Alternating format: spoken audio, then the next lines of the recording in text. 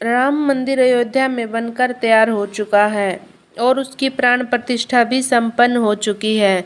अचानक से अयोध्या में राम जी के गर्भगृह में प्राण प्रतिष्ठा के दौरान प्रकट हो गए दिव्य शेषनाग, जिसे लोग साक्षात लक्ष्मण जी बता रहे हैं। प्राण प्रतिष्ठा के दौरान इतना बड़ा चमत्कार देखकर बड़े बड़े पंडित, विशेषज्ञ के साथ साथ देश के प्रधानमंत्री जी के भी होश उड़ गए। लेकिन इस चमत्कार को काफ़ी शुभ संकेत माना जा रहा है। इसके पीछे की सच्चाई जानकर आपके भी होश उड़ जाएंगे। अगर आप एक सच्चे सनातनी हैं तो इस वीडियो को लाइक करें, और आप भी राम मंदिर बनने से बेहद खुश हैं तो कमेंट बॉक्स में जय श्री राम जरूर लिखें, और पूरी सच्चाई जानने के लिए वीडियो को अंत तक देखते रहिए। अयोध्या इतिहास रचने के बहुत करीब है। आखिरकार वह घड़ी आ ही गई है जिस दिन का सभी सनातनी लोगों को बरसों से इंतजार था। अयोध्या में बन रहे भव्य राम मंदिर में अब प्रभु ने विराजमान होकर अपने भक्तों को दर्शन दे दिए। प्राण प्रतिष्ठा से पूर्व ही अस्थायी गर्भगृह में रामलला के दर्शन बंद कर दिए गए। अब 23 जनवरी से दोबारा दर्शन आरंभ हो गए, जब राम को नवनिर्मित राम मंदिर के गर्भगृह में स्थानांतरित किया जाएगा। इस आंदोलन की आंच में पूरा देश झुलसा था। सैकड़ों ने सीने पर गोलियां खाई तो हजारों ने अपना लहू पानी की तरह बहा दिया। बात हो रही है राम जन्मभूमि यानी अयोध्या की, जो 22 जनवरी को राम मंदिर की प्राण प्रतिष्ठा हुई है।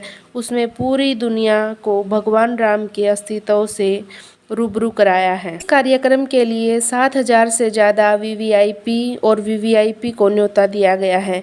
लेकिन अब 22 जनवरी को विशेष ज्योतिषाचार्य की उपस्थिति में प्रधानमंत्री नरेंद्र मोदी द्वारा प्राण प्रतिष्ठा का कार्यक्रम किया जा रहा था। उसी दौरान जो बड़ा चमत्कार हुआ, सच्चाई सुनकर आपके भी रोंगटे खड़े हो जाएंगे। जितना राम मंदिर निर्माण की चर्चा हो रही है, उससे ज़्यादा प्राण प्रतिष्ठा को लेकर भी हो रही है। जब नरेंद्र मोदी विराजमान प्राण प्रतिष्ठा की तैयारी करने चारों भाइयों के साथ रामलला की छोटी प्रतिमा और 5 फुट की बालक स्वरूप रामलला की बड़ी प्रतिमा गर्भगृह में स्थापित की गई। सबसे पहले तो प्राण प्रतिष्ठा में जितने भी हमारे यहाँ देवता हैं, नवग्रह हैं और जितनी राशियाँ हैं, सभी को शांति करने के लिए पूजा अर्चना हुई। यह सब करने के बाद में मूर्ति की शुद्धिकरण किया और मंत्र जाप शुरू किया गया। यह मंत्र काफ़ी वैदिक होते हैं। इन मंत्रों में ऐसी शक्ति होती है कि यह किसी भी मूर्ति के अंदर प्राण डाल सकते हैं। लेकिन जब प्राण प्रतिष्ठा का कार्यक्रम चल रहा था, इस दौरान वहां पर एक ऐसा चमत्कार हुआ जिसे देखकर सभी पंडितों के और वहां खड़े सभी लोगों के होश उड़ गए।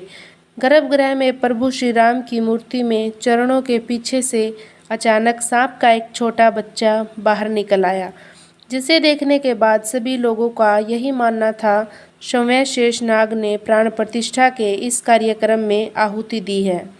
सभी लोगों ने उन्हें प्रणाम किया और सुरक्षित तरीके से बाहर मंदिर परिसर के बाहर छोड़ दिया गया।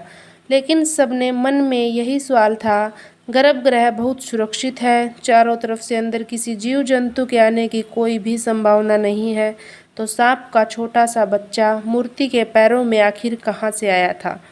क्या वह वहाँ पर किसी चमत्कार रूप से प्रकट हुआ था?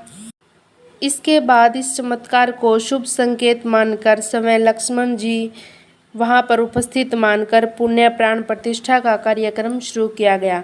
अब सबको इंतजार था उन 84 सेकंड का, जिसके दौरान प्रभु श्री राम की आंखों से पट्टी हटने वाली थी और मूर्ति में प्राण प्रतिष्ठा होने वाली थी। इन 84 सेकंड को विशेष मुहूर्त के तौर पर देखा जाता है, जिसे अभितिज मुहूर्त कहते हैं, जो कि 11 बजे से लेकर 12 बजे के बीच कुछ सेकंड होते हैं। और जैसे ही 11 से 12 बजे के बीच अभितिज मुहूर्त का निर्माण हुआ, उन खास 84 सेकंड के दौरान विशेष ज्योतिषाचार्य द्वारा प्रभु श्री राम की आंखों की पट्टी खोल दी गई। मूर्ति की आंखों के सामने रखा हुआ कांच अपने आप टूट गया और मूर्ति की प्राण प्रतिष्ठा संपन्न हुई। मतलब कहा जाए कि प्राण प्रतिष्ठा अर्थात पत्थर की मूर्ति को जीवित करना है। चाहे पत्थर की मूर्ति हो, चाहे धातु की मूर्ति हो, चाहे लकड़ी की मूर्ति हो, जो भी मूर्ति होती है प्राण प्रतिष्ठा होने पर ही वह पूजनीय होती है। यदि प्राण प्रतिष्ठा नहीं है तो जैसे दुकान में पंडित की हुई मूर्ति वही है, तो इसलिए उसकी विधि विधान से प्राण प्रतिष्ठा की व्यवस्था है। जो शक्तियाँ परमात्मा में होती हैं, उन मंत्रों के द्वारा उन सारी शक्तियों को उस प्रतिमा में स्थापित किया जाता है, जिससे लोग दर्शन करने के बाद और लाभ उठाते हैं। उन जिन जिन भावनाओं के साथ उनका दर्शन करते हैं उनका कल्याण होता है। अब सवाल उठता है कि अगर प्राण प्रतिष्ठा के दिन आम जनता राम मंदिर के दर्शन नहीं कर सकती तो उनके लिए मंदिर के द्वार कब खुलेंगे? बता दें कि आम जनता के लिए राम मंदिर के द्वार 25 जनवरी से खुल जाएंगे। हालांकि मंदिर के दर्शन के लिए लोगों को पहचान संबंधित अपने दस्तावेज लेकर जाने होंगे। इन दस्तावेजों की लिस्ट में आधार कार्ड को पहले नंबर पर रखा गया है। इसके अलावा देश भर में संघ के 45 प्रांतों में रहने वालों को भी राम मंदिर दर्शन का न्योता भेजा गया है। इसके तहत रोजाना 25,000 लोग 45 दिन तक रामलला के दर्शन कर पाएंगे, जिनके ठहरने और खाने पीने की व्यवस्था राम मंदिर ट्रस्ट की ओर से की जाएगी। बता दें कि इनमें वे लोग शामिल होंगे जिन्होंने राम मंदिर आंद में हिस्सा लिया था या जिन्होंने राम मंदिर धन संग्रह में कंधे से कंधा मिलाकर साथ दिया था। अब हम आपको अयोध्या में बने इस राम मंदिर की कुछ ऐसी हैरान करने वाली विशेषताएं बताएंगे जिसके बारे में आपको भी नहीं पता होगा। और अगर आप एक सच्चे राम भक्त हैं तो वीडियो के साथ अंत तक जरूर बने रहें। मंदिर का निर्माण प्राचीन भारत की नागर शैली में किया गया है। इस मंदिर की ऊंचाई कुतुब मीनार की लगभग 70% है। अयोध्या में भव्य राम मंदिर की भारतीय पारंपरिक विरासत का एक सुविचार वैज्ञानिक रूप से क्रियान्वित और अद्भुत नमूना है। अयोध्या में लगभग 3 एकड़ भूमि पर बना यह मंदिर 161 फीट ऊंचा, 235 फीट चौड़ा है और इसकी कुल लंबाई 360 फीट है। मंदिर को मजबूत बनाने के लिए खास जोर दिया गया है। इसकी नींव 15 फीट गहरी है और फाउंडेशन पूरी तरह स्टोन से बना है। मंदिर में लोहे या स्टील का इस्तेमाल नहीं किया गया है, जिस कारण यह मंदिर 1000 सालों से भी ज़्यादा समय तक सुरक्षित रहेगा। मंदिर का निर्माण इस तरह से किया गया है कि रिक्टर स्केल पर 7 की तीव्रता का भूकंप भी इसका कुछ नहीं बिगाड़ पाएगा। राम मंदिर में कुल 46 दरवाजे लगेंगे। इनमें से 42 पर किलो सोने की परत चढ़ाई है। सीढ़ियों के पास 4 दरवाजे लगे हैं जिन पर सोने की परत नहीं होगी। मंदिर के दरवाजों को महाराष्ट्र की सागौन की लकड़ी से बनाया गया है। इन पर हैदराबाद के कारीगरों ने काशी का काम किया है।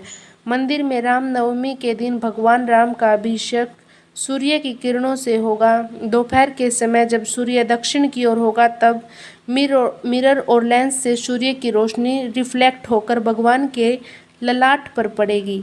सच में दोस्तों, राम मंदिर का इतिहास बहुत बड़ा है और हम सभी इसके इतिहास के सामने बहुत छोटे हैं, लेकिन यह हमारा सौभाग्य है कि हम राम मंदिर को बनता हुआ अपनी आंखों से देख पाए। हम नमन करते हैं उन सभी कार सेवकों को जिनके बलिदान में हमें आज यह दिन देखने को मिला है। आप भी नीचे कमेंट बॉक्स में उन्हें श्रद्धांजलि जरूर दें।